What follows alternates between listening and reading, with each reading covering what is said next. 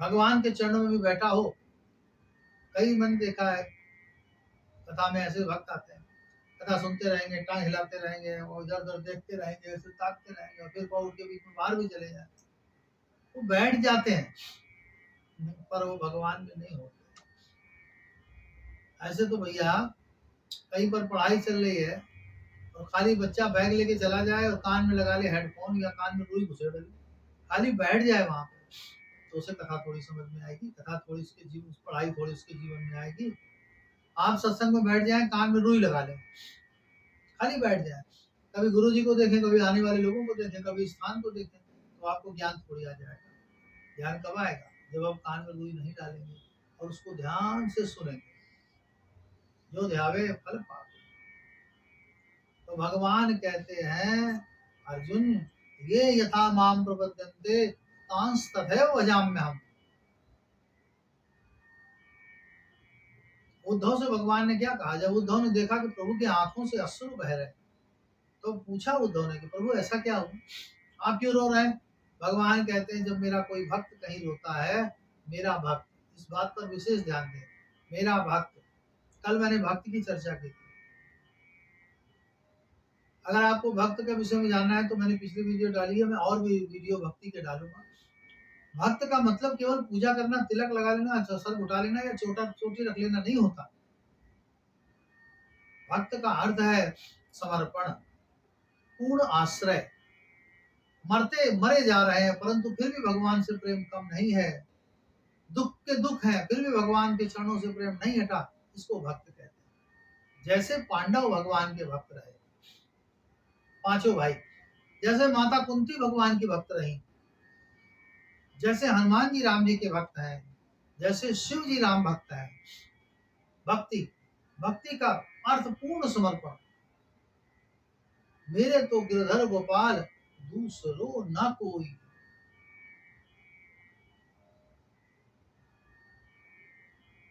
अनन्य बनिए, अनन्य ही भक्त होता है। अनन्य का अर्थ जिसका अन्य नहीं, अन्य ना हो जिसका कोई, जिसके बस केवल भगवान है, और जो कुछ भी है वो भगवान का दिया हुआ है, वो मेरा नहीं है। आदमी इसी चिंता में परेशान रहता, मेरे घर में ये नहीं हुआ, मेरे साथ ये नहीं हुआ, मेरे बच्चों में ये नहीं, मेरे परिवार में ये नहीं हुआ, मेरे को ये नहीं मिला, फिर वो भक्त हो ही नहीं सकता। जब मैं था तब हरि नहीं, अब हरि है मैं ना आए।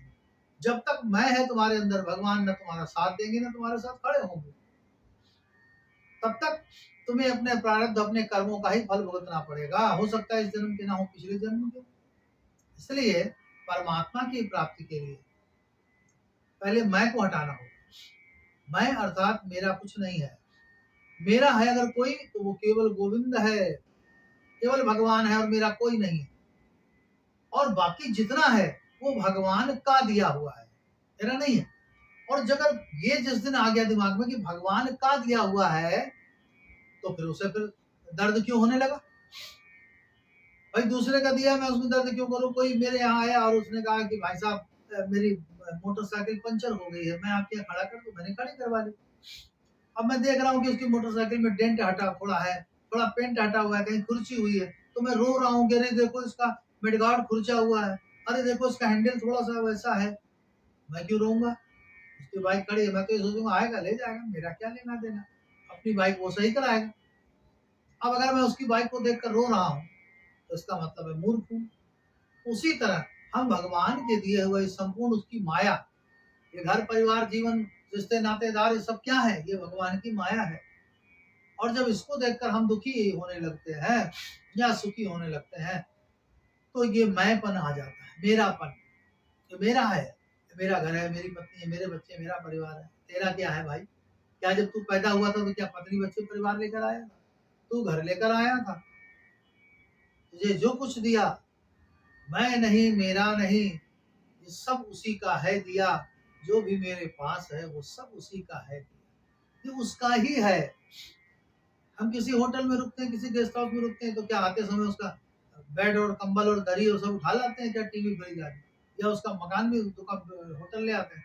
बस रुकते हैं, तब तक इस्तेमाल करते हैं, फिर छोड़कर चले आते हैं। वैसे ही ये मनुष्य जीवन है भैया, ये सब कुछ यही छोड़कर चले जाना है। कुछ न लेकर आए थे, न कुछ लेकर जाना है।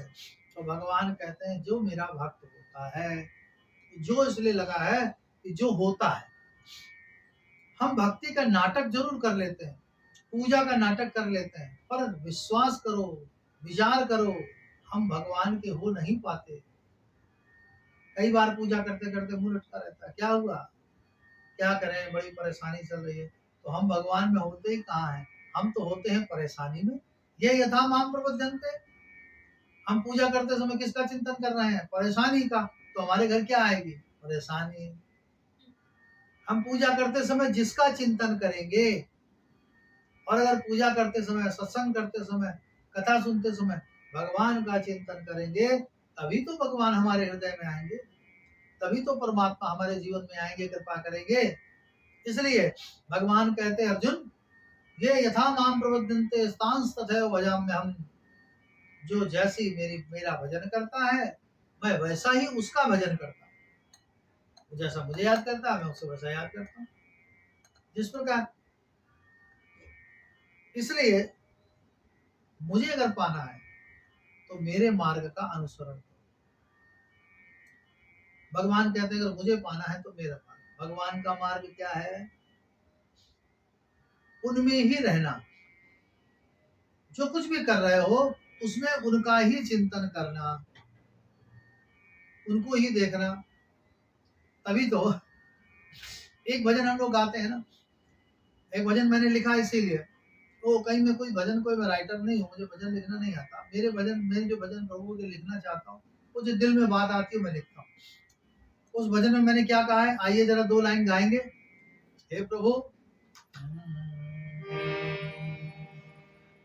करते करते भजन एक दिन, अगर हम ये यथा माम प्रपद्यन्ते के भाव को समझेंगे और भजन करेंगे, तब ये होगा। क्या होगा, करते करते भजन एक दिन, भगवान भी मिल जाएंगे।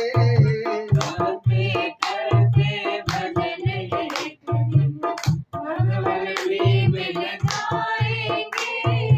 करते करते भजन एक दिन, भगवान भी मिल जाएंगे। करते करते भजन एक दिन, भगवान भी मिल जाएंगे। करते करते भजन एक दिन, भगवान भी मिल जाएंगे। सुन के करुण पुकार प्रभु के, सुन के करुण पुकार प्रभु के, सिंहासन हिल जाएंगे। करते करते भजन एक दिन, भगवान भी मिल जाएंगे। करते करते भजन एक दिन भगवान भी मिल जाएंगे। लोग कहते हैं महाराज बड़ा दुख है, बड़ी घर परिवार की चिंता बनी रहती है, दिमाग से जाती ही नहीं। रिश्तेदारों की चिंता, परिवार की चिंता, घर की चिंता क्यों नहीं जाती? क्योंकि हम भजन करते समय भी ये यथा माम प्रपद्यन्ते, हम भजन करते हैं और दिमाग हमारा घर में ही होता है, तो भगवान कहते हैं ले बेटा, तेरे घर की माया इतनी डाल दूंगा कि तू उसमें ही पड़ा रहेगा। इसलिए हमें जागना है, हमें चेत जाना है। भगवान कहते हैं मेरे मार्ग का ही अनुसरण कर। छोटी सी बात और कहेंगे, सुंदरकांड में प्रभु कहते हैं ना, जब विभीषण आया, भगवान कहते हैं तुम मेरे ऐसे भक्त हो, भाइयों के भाभीयों के परिवार के बीच में रहते हो लंका में, लेकिन ध्यान मुझ में है। विभीषण क्या करना चाहिए, जननी जनक बंधु सुत दारा, जननी जनक बंधु सुत दारा, धन धन भवन सुख परिवारा, धन धन भवन सुख परिवारा, सबके ममता ताग बटोरी, सबके ममता ताग बटोरी, मम पद पानी पर डोरी, मम पद पानी पर डोरी, समदर्शी कछु नाही। समदर्शी इच्छा कछु नाही। हर्ष शोक भय नहीं मन पाई। हर्ष शोक नहीं मन पाई। बस सज्जन मम बस कैसे। बस सज्जन मम बस कैसे। लोभी हृदय बस मन जैसे। लोभी हृदय मन जैसे। तन धन भवन सुहद परिवारा। ये शरीर, ये धन, ये मकान, ये घर परिवार, जननी जनक बंधु सुत दारा, माँ पिता भाई परिवार। ब्रह्मलीन स्वामी श्री राम मनोहर जी महाराज सदा कहा करते थे कि न जाने कितने बार तू मेरा पुत्र बना, न कितने कितने बार मैं तेरा पिता बना। ये संसारिक बंधन है। हम भी एक आत्मा है, तुम भी एक आत्मा हो। केवल भगवान का भजन करो, इसलिए शरीर मिला है। जननी जनक बंधु सुत दारा। राम जी कहते हैं विभीषण, माता पिता भाई बहन घर परिवार, तन अपना शरीर, धन जितना कमाई है, पूरा परिवार, सबकी ममता, इन सब का जो प्यार है ना, जिनका क्या होगा, मेरा क्या होगा, तेरा क्या होगा, इनकी ममता को एक मन रूपी धागे में बांधो। मम पद बांध मन ही बर डोरी। मन रूपी धागे से मेरे चरणों में बांध दो। समदर्शी हो जाओ। किसका अच्छा हो रहा, किसका बुरा, मेरा क्या हो रहा, तेरा क्या हो रहा, सब ठीक है। जो भगवान कर रहा सो अच्छा कर रहा। समदर्शी इच्छा कछु नाही। कोई इच्छा भी मन में ना बचे। कई लोग जो बड़े बड़े संत है वो भी पूरे पूरे भक्त नहीं बन पाते। हम कुछ नहीं चाहते भगवान से, बस अपनी भक्ति दे दे। लो ये भी तो मांगना ही हो गया। इच्छा कछु नाही। हनुमान जी से बार बार राम जी ने कहा मांग, जो हनुमान जी मांगो। बोले प्रभु आपकी शरण में बैठा हूं और क्या मांगू। तभी तो वो भक्त राज हनुमान कहलाए। भक्ति तब है जब मांगो नहीं। समदर्शी इच्छा कछु नाही। हर्ष शोक भय नहीं मन माही। ना खुशी किसी बात की हो, ना किसी बात का दुख हो, ना किसी का डर हो। मरने से डर चला जाए, फिर काहे का मर, जब तुम मर, तुम्हारा शरीर ही नहीं है, एक दिन मरना ही है, तो काहे का डर। असज्जन, ऐसे भक्त मेरे हृदय में कैसे बसते हैं। भगवान कहते हैं जैसे कंजूस के हृदय में पैसा, वो धन नहीं छोड़ता, ऐसे मैं उस भक्त को नहीं छोड़ता। तुम सरीखे संत प्रिय मोरे, धर्म देह नहीं आन निहोरे।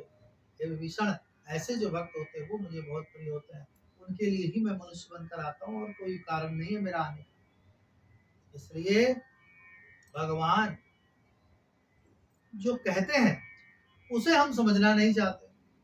फिर भगवान की पूजा से हमें दुख मिलता है तो हम भगवान को दोष देते हैं। अब भगवान ने कह तो दिया कितने बार, राम बनकर कहा, कृष्ण बनकर कहा, जाने कितने बार भगवान ने बताया। अब मानो न मानो तो भगवान क्या करेगा। इसलिए भैया चेत जाओ। यदि अपने जीवन का उद्धार चाहते हो, परमार्थ के मार्ग में आगे बढ़ना चाहते हो और इस संसार सागर से आराम से भगवान के चरणों तक जाना चाहते हो, तो भगवान के इस वाक्य को ध्यान रखो। ये यथा माम प्रपद्यन्ते तांस तथैव भजाम्यहम्। जो जिस प्रकार मेरा भजन करता है मैं उसी प्रकार उसका भजन करता हूँ। इसलिए भैया केवल कथा में सत्संग में ही नहीं, पहली बात तो सत्संग में ही भगवान में मन नहीं लगता, सत्संग में भी ध्यान इधर उधर जाता है। भगवान में चित्त लगाओ तभी तुम्हारा बेड़ा पार है। बोलिए बांके बिहारी लाल की जय। प्रेम से श्रद्धा से श्री राधे बोलेंगे और इसी के साथ आज के सत्संग को विराम देंगे। बोलिए जय जय श्री राधे। बोलिए बांके बिहारी लाल की जय।